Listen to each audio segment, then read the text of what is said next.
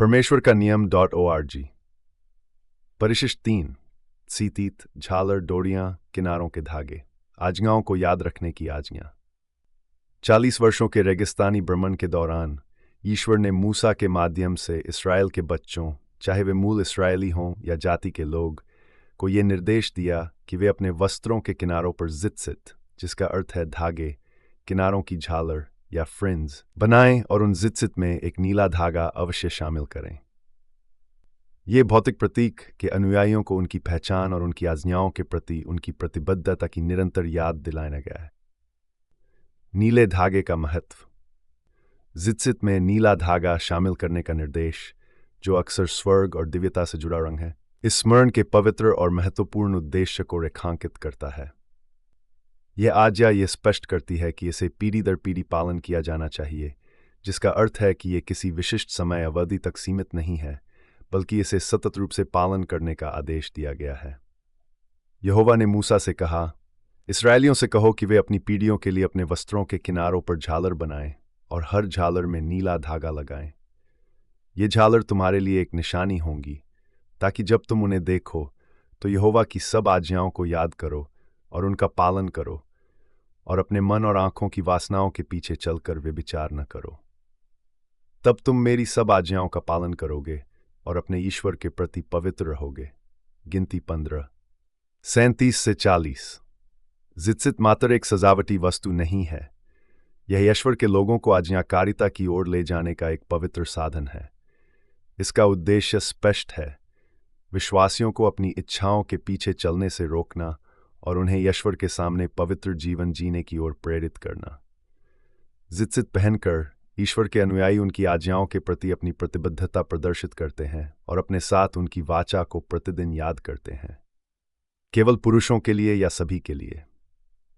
इस आज्ञा के संदर्भ में एक सामान्य प्रश्न यह है कि क्या यह केवल पुरुषों के लिए है या सभी के लिए? इसका उत्तर इस पद में प्रयुक्त हिब्रू शब्द बिनी इस्राएल में निहित है, जिसका अर्थ है इस्राएल के पुत्र। हालांकि अन्य पदों में जहां ईश्वर पूरे समुदाय को निर्देश देते हैं, वहां कोल काहल इस्राएल का उपयोग किया गया है, जिसका अर्थ है इस्राएल की सभा, जो स्पष्ट रूप से पूरे समुदाय का संदर्भ देती है। यहोशू 8:35, व्यवस्था विवरण 31:11, तो इतिहास 34:30। इसके अलावा कई बार जब पूरी आबादी को संबोधित किया जाता है तो आम शब्द का उपयोग किया गया है, जिसका अर्थ है लोग, और यह स्पष्ट रूप से लिंग निरपेक्ष है।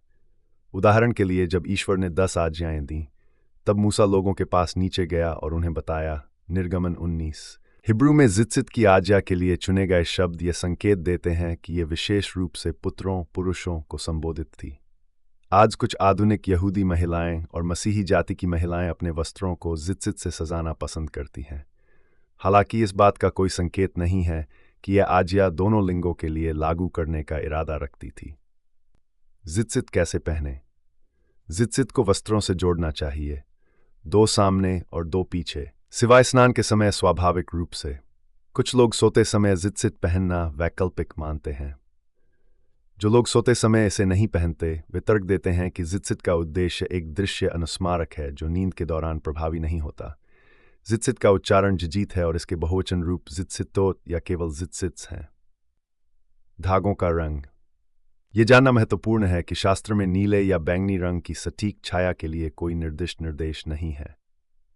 आधुनिक यहूदी परंपरा में कई लोग नीले धागे को शामिल नहीं करते, यह तर्क देते हुए कि सटीक छाया अज्ञात है और इसके बजाय केवल सफ़ेद धागों का उपयोग करते हैं। हालांकि यदि सटीक छाया महत्वपूर्ण होती तो ईश्वर निश्चित रूप से इसे स्पष्ट करते। इस आज्ञा का सार आज्ञाकारिता और ईश्वर की आज्ञाओं के प्रति निरंतर स्मरण में है, न कि रंग की सटीकता में। नीले धागे का प्रतीकात्मक महत्व। कुछ लोग मानते हैं कि नीला धागा मसीहा का प्रतीक है। हालांकि इस व्याख्या का कोई शास्त्रीय समर्थन नहीं है, भले ही ये विचार आकर्षक हो। अन्य लोग उन अन्य धागों के रंगों पर प्रतिबंध की अनुपस्थिति का लाभ उठाते हैं, नीले के अलावा, और कई रंगों के साथ अलंकृत जित्सित बनाते हैं। यह अनुशंसित नहीं है, क्योंकि यह ईश्वर की आज्ञाओं के प्रति एक लापरवाह दृष्टिकोण को दर्शाता है जो लाभकारी नहीं है। रंगों का ऐतिहासिक संदर्भ। बाइबल के समय में धागों को रंगना महंगा था, इसलिए यह लगभग निश्चित है कि मूल जित्सित भेड़, बकरी या ऊंटों की ऊन के प्राकृतिक रंगों से बनाए गए थे, जो ज्यादातर सफ़ेद से बेज के बीच होते थे। हम अनुशंसा करते हैं कि इन्हीं प्राकृतिक रंगों का पालन किया जाए। धागों की संख्या। शास्त्र ये निर्दिष्ट नहीं करता कि प्रत्येक जित्सित में कितने धागे होने चाहिए। केवल एक ही आवश्यकता है कि इनमें से एक धागा नीला होना चाहिए। आधुनिक यहूदी परंपरा में जित्सित आमतौर पर 4 धागों के साथ बनाए जाते हैं, जो 2 बार मोड़े जाते हैं, जिससे कुल 8 धागे बनते हैं। इनमें गांठें भी शामिल की जाती हैं, जिन्हें अनिवार्य माना जाता है। हालांकि 8 धागों और गांठों का यह अभ्यास एक रब्बी परंपरा है और इसका कोई शास्त्रीय आधार नहीं है। सुझावित संख्या 5 या 10 धागे। हमारे दृष्टिकोण से प्रत्येक जित्सित में 5 या 10 धागे का उपयोग करने की सिफारिश की जाती है। ये संख्या इसलिए चुनी गई है क्योंकि यदि जित्सित का उद्देश्य हमें अश्वर की आज्ञाओं की याद दिलाना है, तो धागों की संख्या 10 आज्ञाओं के साथ मेल खाना उपयुक्त है। हालांकि अश्वर की व्यवस्था में 10 से अधिक आज्ञाएं हैं, निर्गमन 20 में 2 पट्टिकाओं पर अंकित 10 आज्ञाओं को लंबे समय से अश्वर की पूरी व्यवस्था के प्रतीक के रूप में माना गया है। धागों की संख्या का प्रतीकात्मक महत्व। इस संदर्भ में 10 धागे प्रत्येक जित्सित में 10 आज्ञाओं का प्रतिनिधित्व कर सकते हैं। 5 धागे प्रत्येक पट्टिका पर 5 आज्ञाओं का प्रतीक हो सकते हैं। हालांकि यह निश्चित रूप से ज्ञात नहीं है कि 2 पट्टिकाओं पर आज्ञाएं कैसे विभाजित की गई थीं। कई लोग अनुमान लगाते हैं बिना प्रमाण के कि एक पट्टिका पर 4 आज्ञाएं थीं जो ईश्वर के साथ हमारे संबंध से जुड़ी थीं, और दूसरी पर 6 आज्ञाएं जो दूसरों के साथ हमारे संबंध से जुड़ी थीं। फिर भी 5 या 10 धागों का चयन केवल एक सुझाव है, क्योंकि अश्वर ने यह विवरण मूसा को नहीं दिया। आज्ञाकारिता के लिए एक दृश्य उपकरण जित्सित, जिसमें नीला धागा होता है, ईश्वर के सेवकों को उनकी सभी आज्ञाओं को याद करने और उनका पालन करने में मदद करने के लिए एक दृश्य उपकरण के रूप में कार्य करता है। यह पद इस बात पर जोर देता है कि दिल या आंखों की इच्छाओं का अनुसरण न करें, जो पाप की ओर ले जा सकती हैं। इसके बजाय ईश्वर के अनुयायियों को उनकी आज्ञाओं का पालन करने पर ध्यान केंद्रित करना चाहिए। यह सिद्धांत शाश्वत है, प्राचीन इस्राएलियों पर भी लागू होता है और आज के मसीहियों पर भी, जिन्हें ईश्वर की आज्ञाओं के प्रति विश्वास योग्य और संसार के प्रलोभनों से बचने के लिए बुलाया गया है। जब भी ईश्वर हमें किसी चीज को याद रखने का निर्देश देते हैं, तो इसका कारण यह है कि वे जानते हैं कि हम इसे भूलने के लिए प्रवृत्त हैं। पाप के खिलाफ एक अवरोध। यह भूलना केवल आज्ञाओं को स्मरण न कर पाने का तात्पर्य नहीं है, बल्कि और अमल करने में असफल होना भी है। जब कोई व्यक्ति पाप करने वाला होता है और अपनी जित्सित पर नजर डालता है, तो उसे याद आता है कि एक ईश्वर है जिसने उसे आज्ञाएं दी हैं। यदि इन आज्ञाओं का पालन नहीं किया गया, तो इसके परिणाम होंगे। इस अर्थ में जित्सित पाप के खिलाफ एक अवरोध के रूप में कार्य करता है, जो विश्वासियों को उनकी जिम्मेदारियों के प्रति सचेत रखता है और उन्हें विआदर के प्रति विश्वास योग्यता में दृढ़ बनाए रखता है। पूर्ण आज्ञाकारिता का आह्वान। ईश्वर की सभी आज्ञाओं का पालन करना पवित्रता और उनके प्रति विश्वास योग्यता बनाए रखने के लिए आवश्यक है। वस्त्रों पर लगे जित्सित ईश्वर के सेवकों को एक पवित्र और आज्ञाकारी जीवन जीने की उनकी जिम्मेदारी की याद दिलाने के लिए एक ठोस प्रतीक के रूप में कार्य करते हैं। पवित्र होना, ईश्वर के लिए अलग किया जाना, पूरी बाइबल में एक केंद्रीय विषय है, और यह विशेष आज्ञा ईश्वर के सेवकों को उनकी आज्ञाओं के पालन प्रति जागरूक बनाए रखने का प्रदान करती है। सभी आज्ञाओं का महत्व। ये नोट करना महत्वपूर्ण है कि हिब्रू संज्ञा खोल, जिसका अर्थ है सभी, का उपयोग ये दर्शाने के लिए किया गया है कि केवल कुछ आज्ञाओं का पालन करना पर्याप्त नहीं है, जैसा कि आज लगभग हर चर्च में प्रचलित है, बल्कि उन सभी आज्ञाओं का पालन करना आवश्यक है जो हमें दी गई हैं। अश्वर की आज्ञाएं वास्तव में निर्देश हैं जिनका विश्वास योग्यता से पालन करना चाहिए यदि हम उन्हें प्रसन्न करना चाहते हैं। ऐसा करने से हम यीशु के पास भेजे जाने और उनके प्रायश्चित बलिदान के माध्यम से अपने पापों के लिए क्षमा प्राप्त करने की स्थिति में आते हैं। उद्धार की ओर ले जाने वाली प्रक्रिया। यीशु ने स्पष्ट किया कि उद्धार का मार्ग व्यक्ति के अपने आचरण से पिता को प्रसन्न करने से शुरू होता है। भजन संहिता 18:22-24। जब पिता व्यक्ति के हृदय की जांच करते हैं और उनकी आज्ञाकारिता की प्रवृत्ति को देखते हैं, तो पवित्र आत्मा उस व्यक्ति का मार्गदर्शन करता है कि वह उनकी सभी पवित्र आज्ञाओं का पालन करे। पिता तब उस व्यक्ति को यीशु के पास भेजते हैं, या यूं कहें, उपहार स्वरूप देते हैं।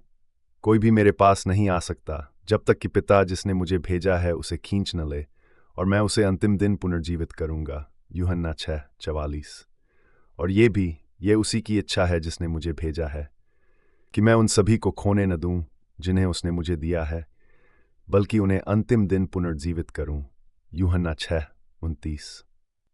जित्सित एक दृश्य और भौतिक अनुस्मारक के रूप में इस प्रक्रिया में महत्वपूर्ण भूमिका निभाते हैं।